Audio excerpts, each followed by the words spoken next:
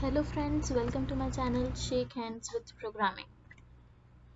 Okay, so today we will start with the installation of any text editor or an IDE, that is the Integrated Development Kit. So if we talk about them, there are basically six of them. First is Notepad, then Sublime Text Editor,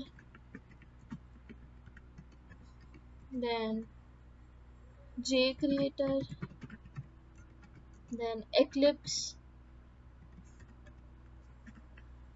NetBeans, and IntelliJ.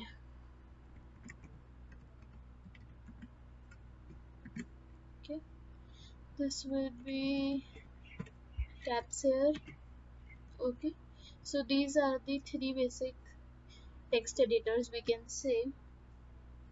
Okay, so if we talk about Notepad and Sublime Text Editor, in these we don't have the option of compile and run. We need to open, or we need to basically compile through Java C and run through Java using CMD. Now, if we talk about JCreator, Eclipse, NetBeans, and IntelliJ, they have the option of compile as well as run as an inbuilt feature in them. Okay, so if we talk about Notepad, Sublime Text, and JCreator, they are only the editors. They are not compiler like Dev C++. The text editor which I am using is Sublime Text Editor. You can download it from net, which is free.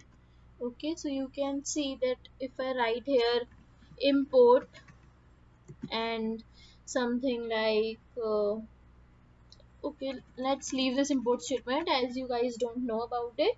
If you move towards writing a class and some and anything like this, and if I save this, okay, I'll save it in the folders where in Java proc folder which I have shown you. Okay, here with, and the name I will give is sum1, we can say sum1.java as the extension. Okay, and then save. So as you can see, it has the colors, and it also don't make you a layman person.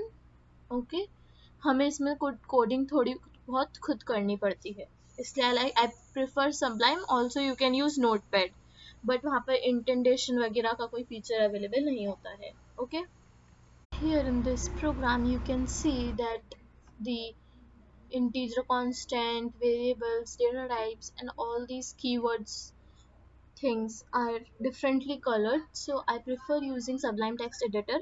Also, I'll share the link from where you can download the Sublime Text Editor. As you can see here, it's a dot coming over here. You can see, as I have not saved it yet. After saving, Control S, I hit Control S and it's saved. So now it's showing cross.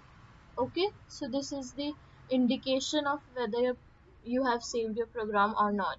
Okay, that's it for this video. See you guys in the next video.